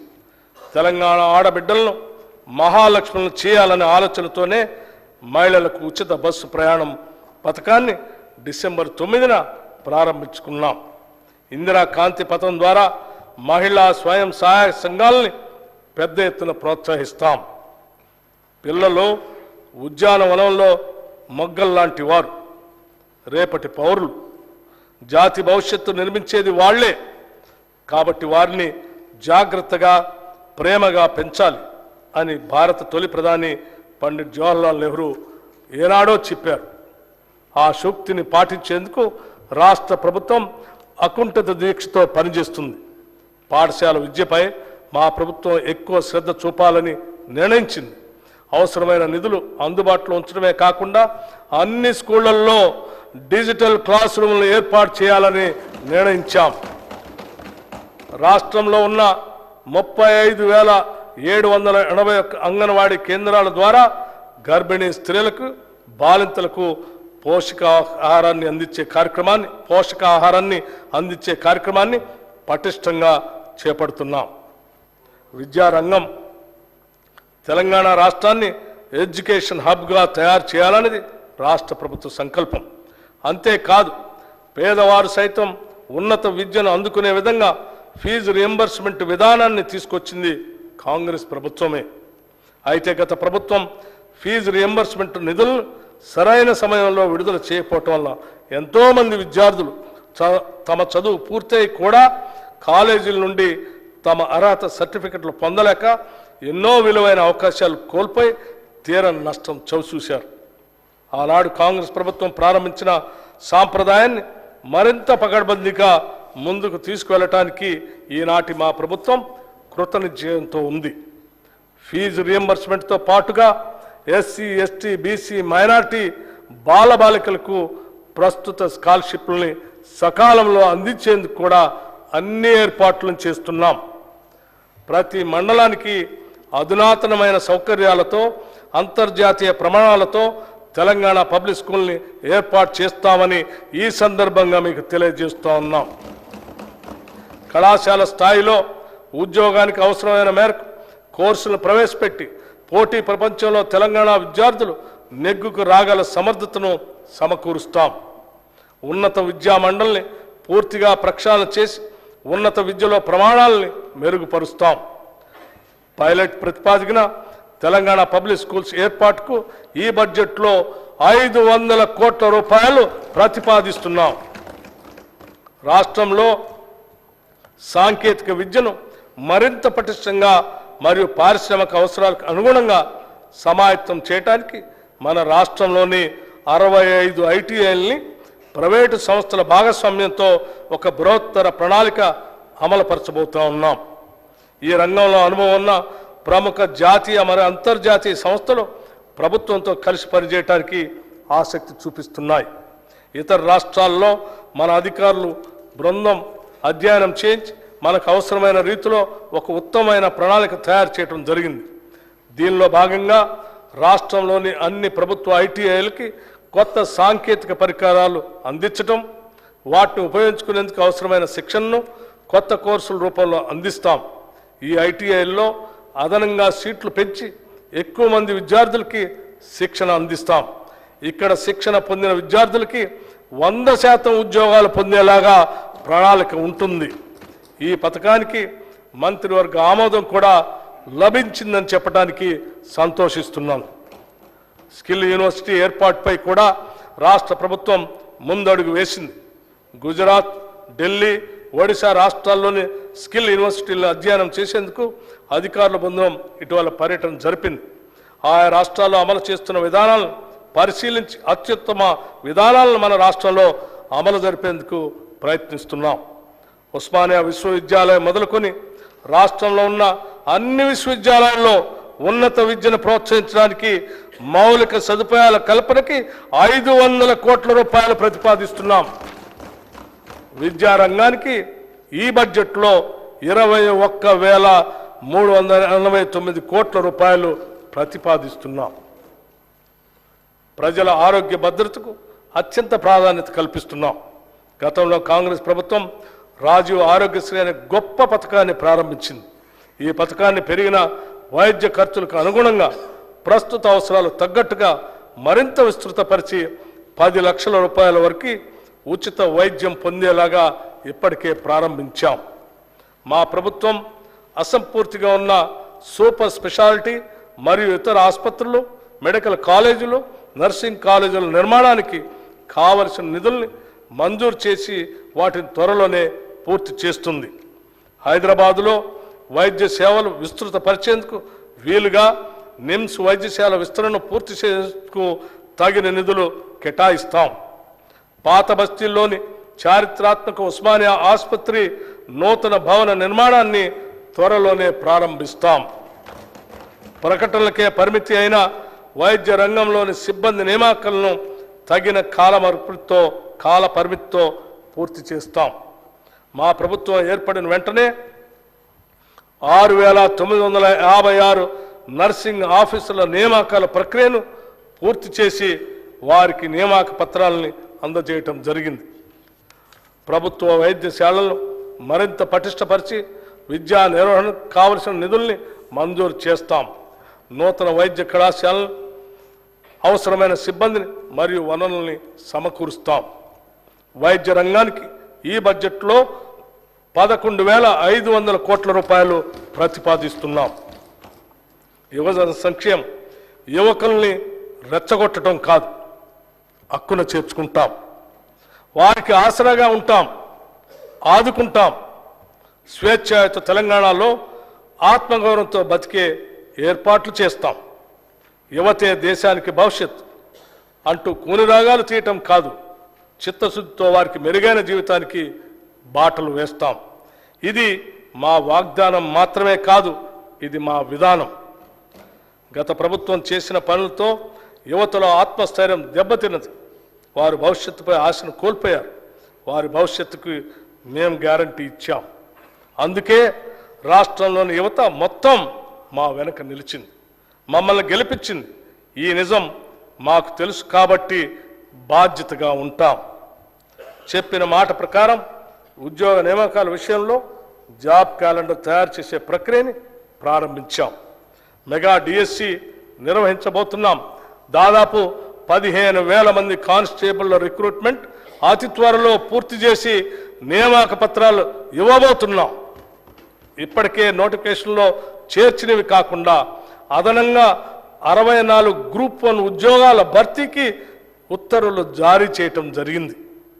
10 సంవత్సరాలు పాలించిన గత బీఆర్ఎస్ ప్రభుత్వం ఒక్క గ్రూప్ 1 ఉద్యోగం కూడా నియామకం చేయకుండా నిరుద్యోగుల జీవితాలతో చెలగాటమాడింది. తెలంగాణ పబ్లిక్ సర్వీస్ కమిషన్ సరైన దారిలో నిరుద్యోగ యువత ఆకాంక్షలు నెరవేర్చే విధంగా పనిచేయటానికి ప్రక్షాళన చేయటం జరిగింది. టీఎస్పీఎస్సీ తన కర్తవ్యాన్ని నిర్వహించడానికి అవసరమైన 40 కోట్ల రూపాయలు ఆర్థిక వనరుల్ని, అదనపు సిబ్బందిని ఇప్పటికే మంజూరు చేశాం. కార్మిక సంక్షేమం. తెలంగాణ రాష్ట్రంలోని కార్మికుల సంక్షేమానికి ప్రభుత్వం ప్రాధాన్యతనిస్తుంది. సంఘటిత కార్మికులకి, అసంఘటిత కార్మికులకి అందించే సాయాన్ని మరింత పకడ్బందీగా అందుబాటులో ఉంచుతాం. నిబంధనలు సరళీకరించడం ద్వారా ఎక్కువ మంది లాభం చేకూరే విధంగా చర్యలు తీసుకుంటున్నాం. మా ప్రభుత్వం గిగ్ వర్కర్ల సంక్షేమానికి కూడా పునాదులు వేసింది. గిగ్ వర్కర్ అంటే ఒక తాత్కాలిక ఉద్యోగం లాంటి వాడు. సాంప్రదాయ ఉద్యోగుల వలె కాకుండా గిగ్ ఎకానమీ కార్మికులకి పూర్తి సమయ ఉద్యోగికి ఉండే భద్రత, ప్రోత్సాహకాలు మరియు ఉద్యోగ ప్రయోజనాలు ఉండవు. వారికి ఏదైనా ప్రమాదం సంభవించి ప్రాణాలు కోల్పోతే వారి కుటుంబం మొత్తం రోడ్డున పడుతుంది. అందుకే మా ప్రభుత్వం ప్రమాదవశాత్తు మరణించిన వారికి ఈ సామాజిక భద్రతా స్కీమ్ కింద 5 లక్షల రూపాయల ప్రమాద బీమా పథకాన్ని వర్తింపజేస్తూ డిసెంబర్ 30, 2023 ఉత్తర్వులు జారీ చేశాం. చేనేత. తెలంగాణ రాష్ట్రం చేనేత కార్మికులకి పుట్టినిల్లు. తెలంగాణకు గర్వకారణంగా ఉన్న చేనేత పరిశ్రమను ప్రోత్సహించడం అంటే తల్లి తెలంగాణ ముద్దు బిడ్డల్ని గౌరవించుకోవటమే. తెలంగాణలోని వివిధ ప్రాంతాల్లో వివిధ రకాల చేనేత కార్మికులు ఉన్నారు. మన చేనేత అన్నలు చేసే ప్రతి పని ప్రత్యేకమే, ప్రతి వస్త్రం అద్భుతమే. రాష్ట్ర ప్రభుత్వం తరపున చేనేత కార్మికులకు సంబంధించి అత్యంత కీలకమైన నిర్ణయాన్ని తీసుకున్నాం. ప్రస్తుతం రాష్ట్ర ప్రభుత్వానికి అవసరమైన వస్త్రాలను స్కూలు విద్యార్థులకు అందించే స్కూలు యూనిఫామ్లను ఒకే చోటు నుంచి కొనుగోలు చేస్తున్నది. ఈ పద్ధతిని సమూలంగా మార్చి రాష్ట్ర వ్యాప్తంగా ఉన్న చేనేత కార్మికుల నుంచి కొనుగోలు చేయాలని అనుకుంటున్నాం. ఇందుకు సంబంధించిన నియమ నిబంధనలు రూపొందించేందుకు చేనేత కార్మికులు లాభం పొందే విధంగా ఉండేందుకు తగిన సూచనలు, సలహాలు తీసుకోవటానికి త్వరలో ఒక ప్రత్యేక సమావేశాన్ని ఏర్పాటు చేయబోతున్నాం. చేనేత కార్మికులు ఈ సమావేశంలో అందించే అతి విలువైన సలహాల్ని మా ప్రభుత్వం వినమ్రంగా స్వీకరిస్తుంది. వాటిని చిత్తశుద్ధితో అమలు చేస్తుంది. అగ్గిపెట్టెలో పట్టే చీర నేసిన తెలంగాణ అద్భుత చేనేత కళా వైభవాన్ని తిరిగి ప్రపంచం ముందు ఉంచుతాం. విద్యుత్ రంగం. రైతులకు ఉచిత విద్యుత్ ఇవ్వటం అనేది కాంగ్రెస్ పార్టీ అధికారంలో ఉన్నప్పుడు ప్రారంభించిన విధానం. కాంగ్రెస్ ప్రభుత్వ హయాంలో రైతులు ఈ ఉచిత విద్యుత్ పథకంతో ఎంతో ఆనందంగా ఉండేవారు. తెలంగాణ రాష్ట్రంలో అప్పటి వరకు కొనసాగిన రైతు ఆత్మహత్యలు ఆగిపోవటానికి ఆనాటి కాంగ్రెస్ ప్రభుత్వం విద్యుత్ విషయంలో అనుసరించిన వ్యూహాత్మక విధానాలే అనే విషయం మేము ఈ సందర్భంగా గుర్తు చేస్తున్నాం. రాష్ట్రంలోని రైతులకి 24 గంటలు నాణ్యమైన విద్యుత్తును అందించడానికి మా ప్రభుత్వం కట్టుబడి ఉంది. రాష్ట్రంలోని అర్హులైన కుటుంబాలకి గృహజ్యోతి పథకం కింద 200 యూనిట్ల విద్యుత్తుని ఉచితంగా అందించేందుకు ఇప్పటికే మంత్రివర్గ నిర్ణయం జరిగింది. దానిని అమలు చేసే సత్వర చర్యలు చేపడుతున్నాం. ఈ పథకానికి బడ్జెట్లో 2,418 కోట్ల రూపాయలు ప్రతిపాదిస్తున్నాం. రాష్ట్రంలో ట్రాన్స్కో మరియు డిస్కమ్లకి ఈ బడ్జెట్లో 16,825 కోట్ల రూపాయలు ప్రతిపాదిస్తున్నాం. అడవులు మరియు పర్యావరణం. తెలంగాణ రాష్ట్రంలో పర్యావరణ పరిరక్షణకు ప్రభుత్వం విశేష ప్రాధాన్యతనిస్తుంది. సింగిల్ యూజ్ ప్లాస్టిక్ వాడకాన్ని పూర్తిగా నియంత్రించడానికి ప్రజల సహకారంతో అమలు చేసేందుకు రాష్ట్ర ప్రభుత్వం కృతనిశ్చయంతో ఉంది. ఈ సంవత్సరంలో ప్రభుత్వం బయోడైవర్సిటీ మేనేజ్మెంట్ కమిటీల్ని పటిష్టపరచడం, పర్యావరణ అవగాహన మరియు శిక్షణా కార్యక్రమాలని చేపట్టబోతున్నాం. అంతేకాకుండా తెలంగాణ మత్స్య సంపద వైవిధ్యం, వెదురు పంటల సంరక్షణ మరియు పునర్జీవం, చిత్తడి నేలల సంరక్షణకి సంబంధించిన కార్యక్రమాలు చేయబోతున్నాం. రాష్ట్రంలో అవసరమైన వారందరికీ డబల్ బెడ్రూమ్ ఇళ్లను నిర్మించి ఇస్తామని గత ప్రభుత్వం చేసిన వాగ్దానాన్ని గాలికి వదిలేసింది. గత ప్రభుత్వం చెప్పిన విషయాలు విని తెలంగాణ రాష్ట్ర ప్రజలు డబల్ బెడ్రూమ్ ఇళ్లపై ఎన్నో ఆశలు పెట్టుకున్నారు. ప్రజల అవసరాలని, ఆశల్ని గత ప్రభుత్వం వారి రాజకీయ అవసరాలకు మాత్రమే వాడుకుంది. కానీ మా ప్రభుత్వం 6 గ్యారంటీల్లో భాగంగా ఇందిరమ్మ ఇళ్ల పథకం కింద ఇల్లు లేని వారికి ఇంటి స్థలం, స్థలం ఉన్న వారికి ఇంటి నిర్మాణానికి 5 లక్షల సాయం అందించడానికి అవసరమైన కార్యాచరణ మొదలు పెడుతున్నది. ప్రధానమంత్రి ఆవాస్ యోజన పథకం కింద పొందగలిగిన నిధుల్ని గత ప్రభుత్వం వినియోగించుకోలేకపోయింది. అందుకోసమే ఇప్పుడు కేంద్రం నుంచి అత్యధిక నిధులు రాబట్టి వాటిని తెలంగాణ ప్రజలకు మరింత ఎక్కువ లబ్ధి చేకూర్చేలా వినియోగిస్తాం. ఈ సంవత్సరం ఇందిరమ్మ ఇళ్ల పథకం కింద ప్రతి నియోజకవర్గానికి 3500 ఇళ్ల చొప్పున మంజూరు చేస్తామని తెలియజేయడానికి సంతోషిస్తున్నాం. ఈ పథకానికి బడ్జెట్లో 7,740 కోట్ల రూపాయలు ప్రతిపాదిస్తున్నాం. రహదారులే ప్రగతికి సూచికలు. అందుకోసమే ప్రతి మండల కేంద్రం నుంచి జిల్లా కేంద్రానికి డబల్ లైన్ కనెక్టివిటీని అభివృద్ధి పరిచేందుకు రాష్ట్ర ప్రభుత్వం కృతనిశ్చయంతో ఉంది. ఇప్పటి వరకు ఇలా అనుసంధానించబడిన ప్రాంతాలకు అధిక ప్రాధాన్యతనిస్తాం. నదులపైన, వాగులపైన ఇప్పటి వరకు కనెక్టివిటీ లేని ప్రాంతాలను ఎంపిక చేసుకొని నూతన బ్రిడ్జిల నిర్మాణం ద్వారా అనుసంధానం చేస్తాం. మరి ముఖ్యంగా గిరిజన ఆవాసాలకు రోడ్డు కనెక్టివిటీని కల్పిస్తాం. గ్రామీణ ప్రాంతాల్లోని రోడ్లను మరింత మెరుగు తీర్చిదిద్దడం ద్వారా గ్రామీణ ఆర్థిక వ్యవస్థని కొత్త రూపు తీసుకురావాలని ప్రయత్నిస్తున్నాం. జిల్లా కేంద్రాల్లో ఇంకా పూర్తిగాని కలెక్టరేట్ భవనాలని సత్వరమే పూర్తి చేస్తాం. వివిధ శాసనసభ నియోజకవర్గ కేంద్రాల్లో గౌరవ ఎమ్మెల్యేల కార్యాలయాల నిర్మాణం పూర్తి చేస్తాం. రాష్ట్ర అభివృద్ధికి కీలకమైన రీజనల్ రింగ్ రోడ్డు విషయంలో భూసేకరణకు అవసరమైన నిధులు కేటాయించి యుద్ధ ప్రాతిపదికన పనులు పూర్తి చేసి ప్రజలకి అందుబాటులో తేవాలనేదే మా లక్ష్యం.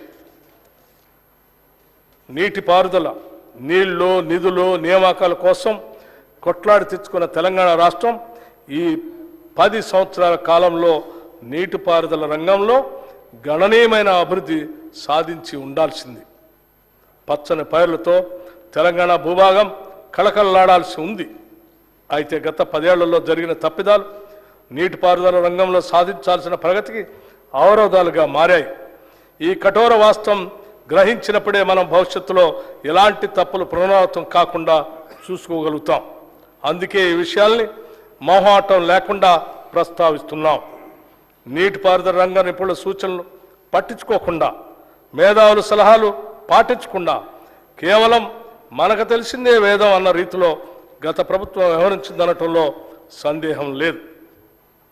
ఏదైనా రాష్ట్రం నీటిపారుదల రంగంపై విశేష శ్రద్ధ చూపిస్తే అద్భుతాలు సాధించడానికి 10 ఏళ్ల కాలం సరిపోతుంది. అయితే ఈ దశాబ్ద కాలంలో అనుసరించిన ఒంటెద్దు పోకడ సాగునీటి రంగాన్ని, ఆర్థిక రంగాన్ని అతలాకుతలం చేసింది. కాంట్రాక్టుల కోసం ప్రాజెక్టులు నిర్మించే విధానం తెలంగాణకు శాపంగా మారింది. లక్షల కోట్ల రూపాయల ఖర్చులో అవినీతి ఎంతో తేల్చాల్సిన బాధ్యత మాపై పడింది.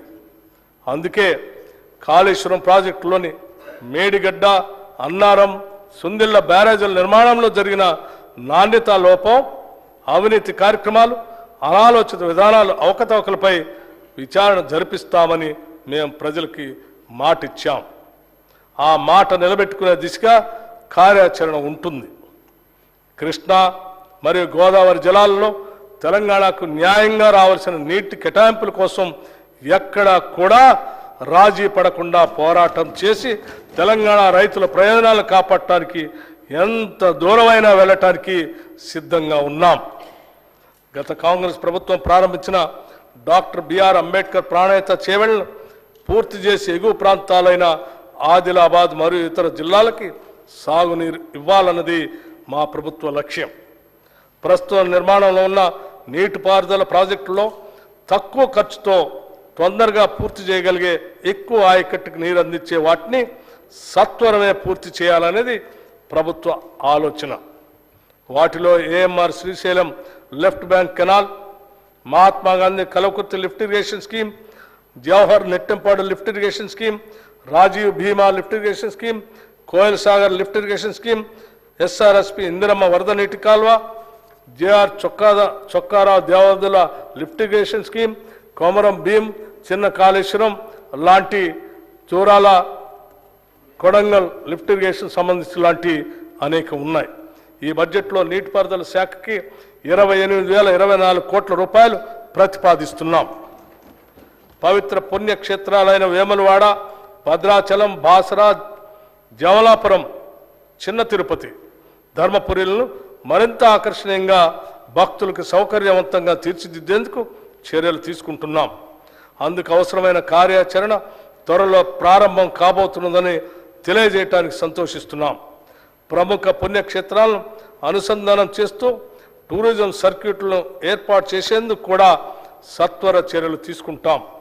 దేవాదాయ ధర్మాదాయ శాఖ చెందిన వేలాది ఎకరాల అన్యాక్రాంత భూములను గుర్తించి వాటిని పరీక్షించేందుకు ప్రత్యేక చర్యలు తీసుకుంటాం. మన గిరిజనుల పెద్ద పండుగైన మేడారం జాతర ఘనంగా నిర్వహించబోతున్నాం. దేశంలోనే అతిపెద్ద అడవి బిడ్డల జాతరలో సమ్మక్క సారలమ్మ తల్లులను దర్శించుకోవడానికి సుదూర ప్రాంతాల నుండి వచ్చే జనం కోసం అన్ని సౌకర్యాలని కల్పించాం. 110 కోట్ల రూపాయల నిధులను కూడా విడుదల చేశాం. భక్తులు సులభంగా బంగారం మొక్కులు చెల్లించుకునేందుకు వీలుగా ఆన్లైన్ పోర్టల్ కూడా ప్రారంభించాం. తెలంగాణ రాష్ట్రానికి ఎనలేని వారసత్వ సంపద ఉన్నది. మనం చేయాల్సిందల్లా వాటిని కాపాడి భావితరాలకి అందించటమే. పర్యావరణ సమతుల్యాన్ని కాపాడే అడవులు, నిత్యం పారే సెలయేళ్లు, ఆకాశం నుంచి దుమికే ఎత్తిపోతలు, చరిత్రకు సాక్ష్యాలుగా కోటలు, భక్తి పారవశ్యాన్ని పెంచే దేవాలయం, కొలన్పాక్ జైన మందిరం, నాగార్జున సాగర్, నేలకొండపల్లి బౌద్ధ స్తూపాలు ఒక్కటేమిటి, తెలంగాణ తల్లి ఒడిలో ఇలాంటి అపురూప చిత్రాలు ఎన్నో. అలాంటి ప్రదేశాలని పర్యాటక ప్రాంతాలుగా రూపుదిద్దితే భావితరాలు కూడా వాటిని కాపాడుకుంటాయి. ఇంతటి ఘనమైన ఆశయంతో రాష్ట్రంలో పర్యాటక రంగాన్ని ప్రోత్సహించేందుకు నూతన విధానాన్ని రూపొందించుకు చర్యలు తీసుకుంటున్నాం. పర్యాటక ప్రాంతాలుగా వీటిని గుర్తించి అభివృద్ధి పరుచుకుంటే లక్షలాది మందికి ఉపాధి దొరుకుతుంది. పర్యాటకుల్ని ఎక్కువగా ఆకర్షించడం ద్వారా ఆదాయం వనగూరుతుంది. ఇన్ని లాభాలున్న పర్యాటక రంగం ఇక పరుగులు పెట్టే విధంగా చర్యలు తీసుకుంటాం.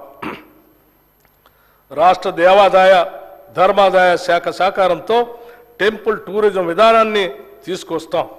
ఈ విధంగా రాష్ట్రంలో ఉన్న ప్రముఖ దేవాలయాలకి యాత్రికులు అధిక సంఖ్యలో వచ్చే విధంగా సౌకర్యాలు విస్తరిస్తాం.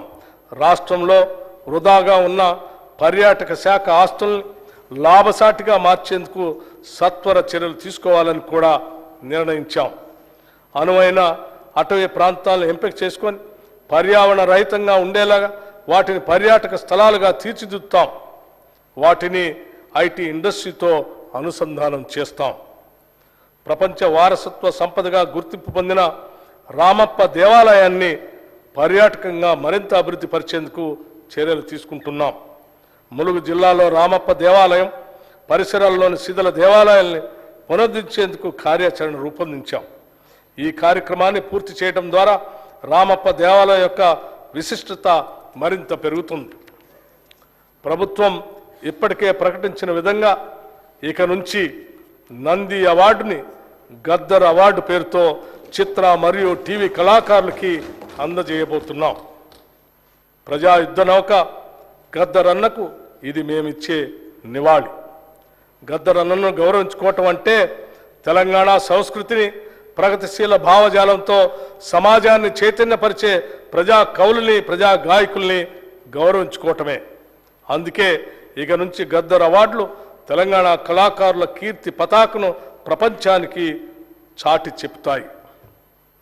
రాష్ట్రంలోని వివిధ అసెంబ్లీ నియోజకవర్గాల పరిధిలో సత్వర అభివృద్ధి సాధించేందుకు ప్రజా అవసరాలను గుర్తించి ఎమ్మెల్యేలు ఎమ్మెల్సీలు సంబంధిత మంత్రులు తగిన చర్యలు తీసుకోవడానికి వీలుగా అవసరం మేరకు నిధులు అందుబాటులో ఉంచుతున్నాం.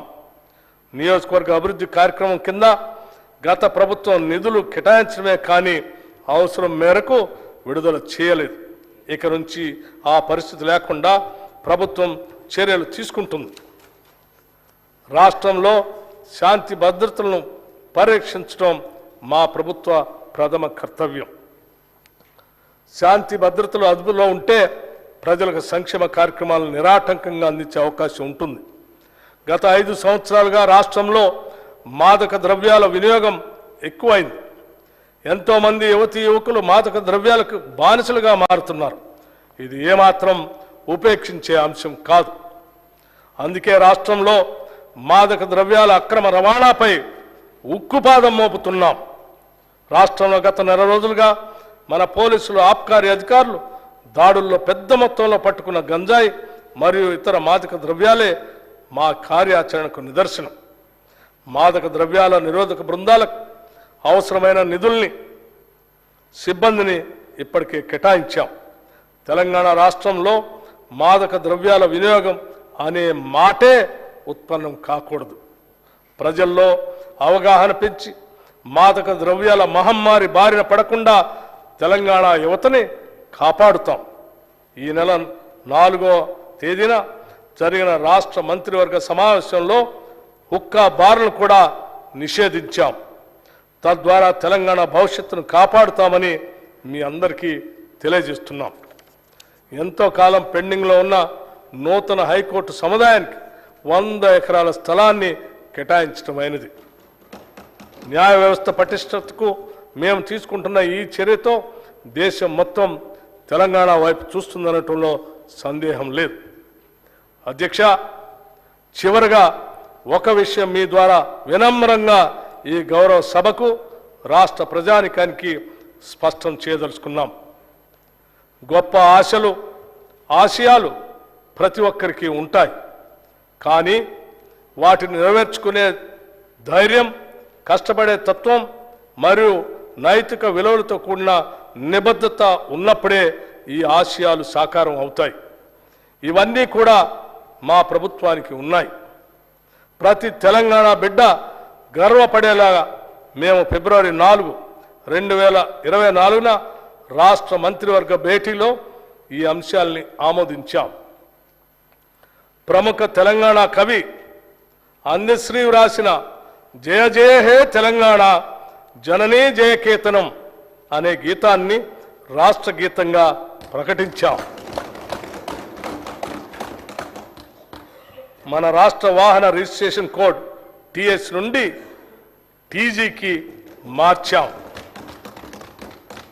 రాచరిక ఆనవాళ్లతో ఉన్న రాష్ట్ర అధికారిక చిహ్నాన్ని మారుస్తూ భారత రాజ్యాంగ స్ఫూర్తితో ప్రజాస్వామ్యం మరియు తెలంగాణ సంస్కృతి ప్రతిబింబించేటట్టుగా తీర్చిదిద్దడానికి నిర్ణయించాం. తెలంగాణ తల్లుల ప్రతిరూపం ఉట్టిపడేటట్టుగా తెలంగాణ తల్లి విగ్రహం రూపొందించడానికి నిర్ణయించాం. ఈ నిర్ణయాలు తెలంగాణ బిడ్డలుగా మనందరి అస్తిత్వాన్ని కాపాడేవి, మన గౌరవాన్ని పెంచేవి.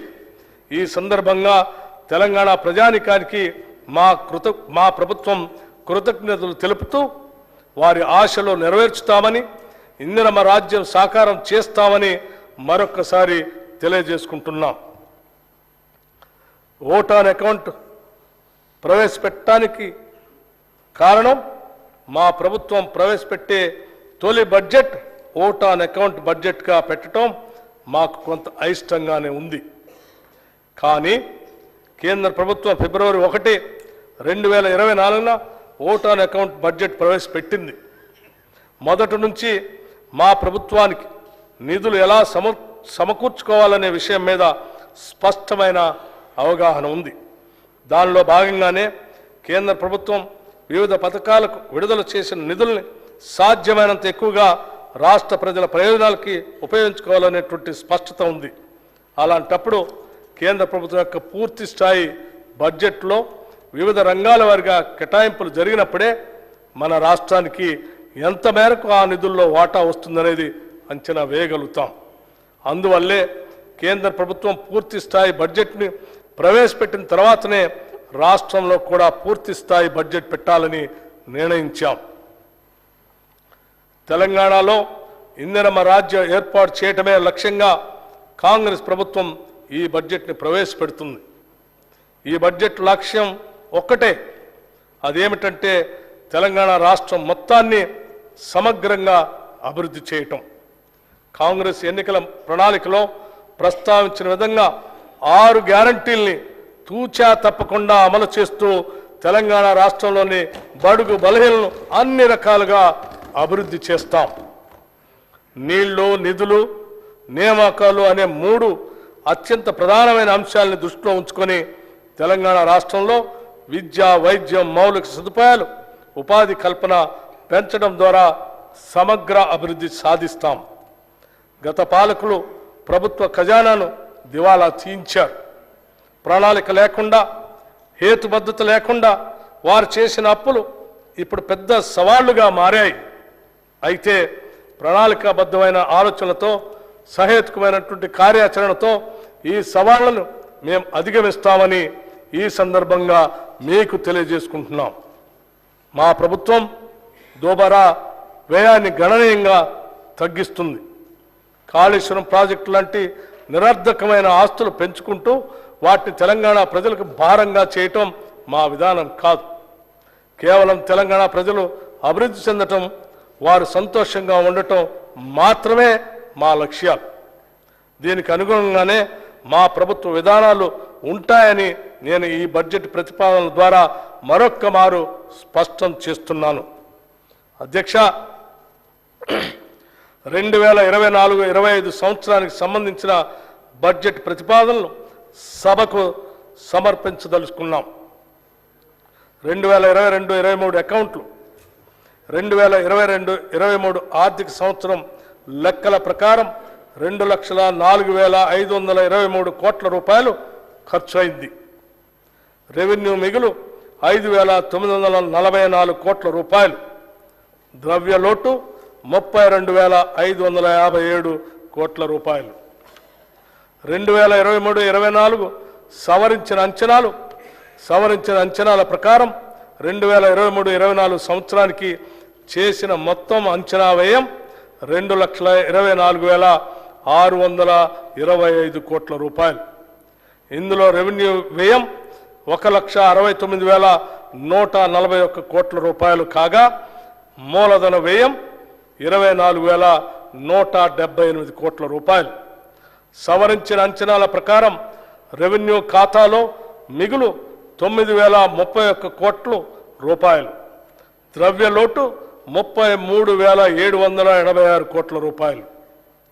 2024-25 ఓట్ ఆన్ అకౌంట్ బడ్జెట్ అంచనాలు 2024-25 ఆర్థిక సంవత్సరానికి ఓట్ ఆన్ అకౌంట్ మొత్తం వ్యయం 2,75,891 కోట్ల రూపాయలు. రెవెన్యూ వ్యయం 2,01,178 కోట్ల రూపాయలు. మూలధన వ్యయం 29,669 కోట్ల రూపాయలుగా ప్రతిపాదిస్తున్నాను. 2024-25 సంవత్సరానికి ఓట్ ఆన్ అకౌంట్ బడ్జెట్ ప్రతిపాదనను సభా ఆమోదం కోసం ప్రవేశపెడుతున్నాను. జై తెలంగాణ, జై హింద్.